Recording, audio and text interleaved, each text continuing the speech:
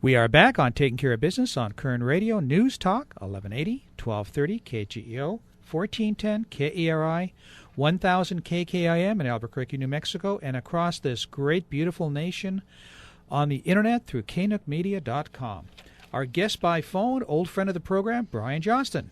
So, Brian, let's talk a little bit about national. What do you see in the Senate? Will the Republicans pick up the Senate? Well, I think there's a very, very, very good chance of that, but you never count your chickens before they hatch. So we have to be guardedly optimistic and make sure we do our work. The Senate is so important, and that's the thing that we were talking about off the air. You know, we appreciate history, but we're living in history, and this election will be historical. You need to understand, anybody listening needs to understand that if the president can continue unhindered, he has very, very different ideas about the nature of America than probably you do. He has been protected by Harry Reid's Senate. If Harry Reid is no longer Senate leader, then he no longer has that legal protection. Who knows what he'll do after that? Whatever he does will come under scrutiny constitutionally. He's promised to do some extraordinary things that it's pretty clear he doesn't have the authority to do. But in the meantime, the U.S. Senate is allowing and blessing what he does because the legislature cannot restrain him. So winning the Senate is vitally important for the history of our nation. We've got some great shots. I think Colorado is lining up for Republicans. That tends to be, this is a place, again, that most people don't realize just how lib Colorado has become. And, you know, everybody's smoking dope there. We know that. But Colorado looks like it's leaning Republican. Montana. I disagree on Colorado, Brian. Sorry? I disagree on Colorado because of the way people can vote and the new election process that they have there. Tell me. The voting by mail? No, they can print their ballot on the Internet. They can print their ballot, then they can have someone come and pick it up and take it in. Oh, wow, yeah. And that's really, again, we have to look for voter fraud. I think that's a couple of programs, and it really is, that's dynamic issue, so that's still up in the air. Very good point. Mm-hmm. But polls are showing that, the opinion polls show that the Republicans basically have a slight lead.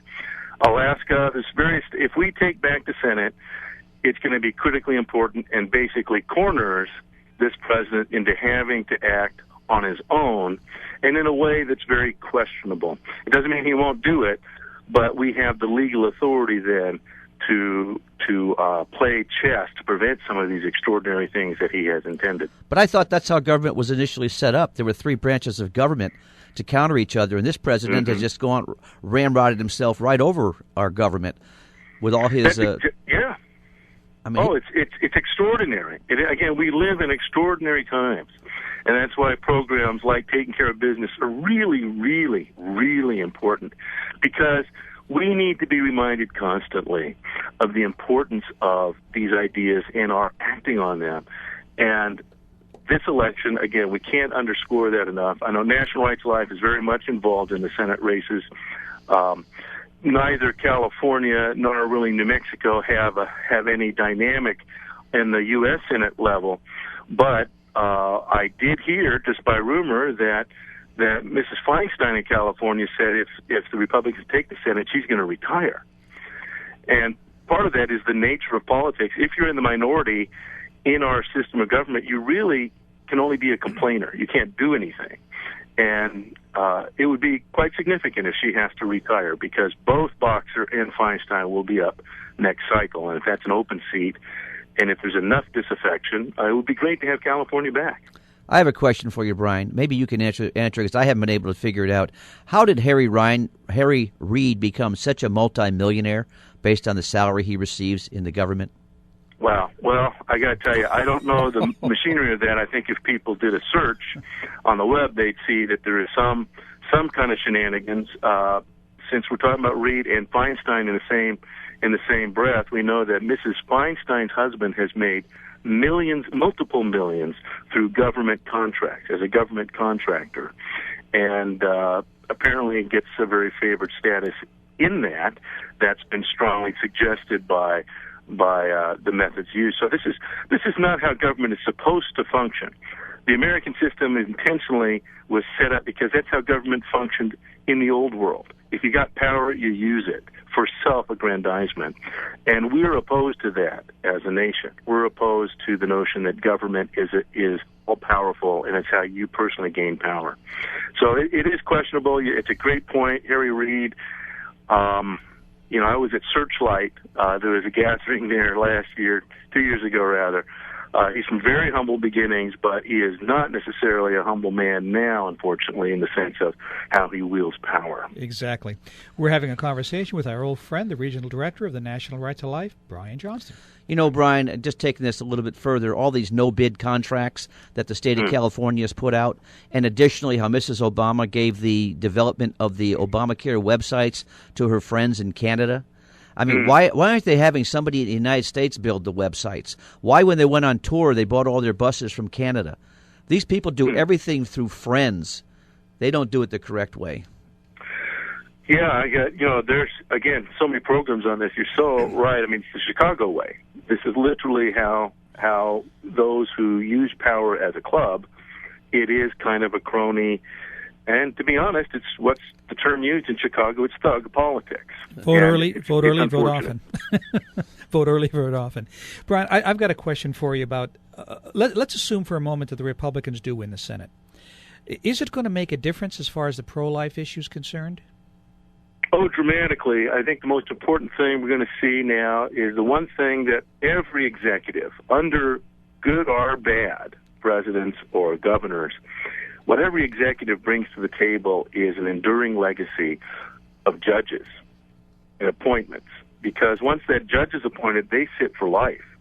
And that president or governor can be long gone, yet that judge is executing policy, if you will, from the bench. So when we have the Senate, there's going to be much more careful scrutiny and likely strong resistance and repudiation of judges who think like Barack Obama. That probably is the single most important aspect of the Senate and what it means for the future of our nation. You know, it looks like the Democratic Party is moving a lot of their money into Georgia, hoping to get 2 out of 3 not getting a majority so they can have a runoff. And then they'll have that runoff in January, and then they'll really push to make sure that the Democrat wins, which will keep the power based on what they're looking at right now on the Democratic side. Are you aware of all that, how that's coming out? Yeah, it's extraordinary chess, and I know your next guest is doing a great job to talk about that.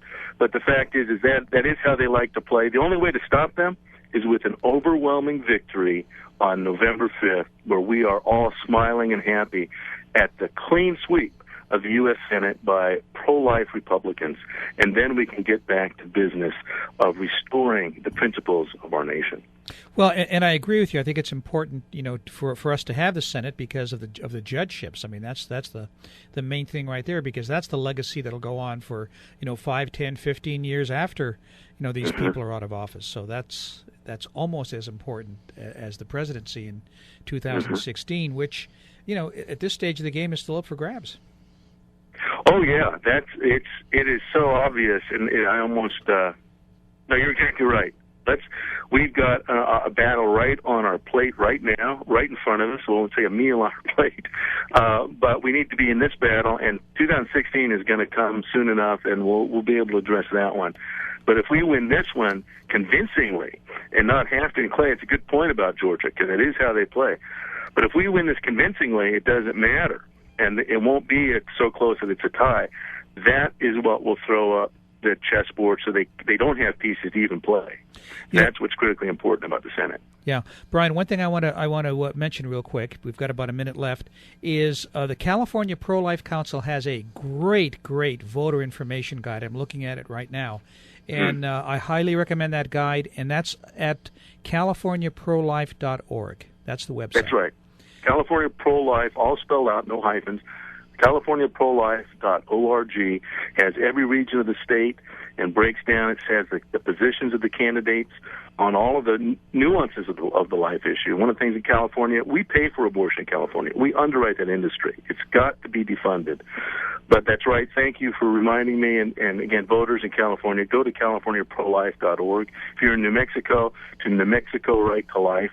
and any of the state affiliates of the National Right to Life Committee throughout the West. And vote no on Proposition 45. Don't give the insurance commissioner the right to control your future in health care. Exactly. That's right. Exactly. That's right.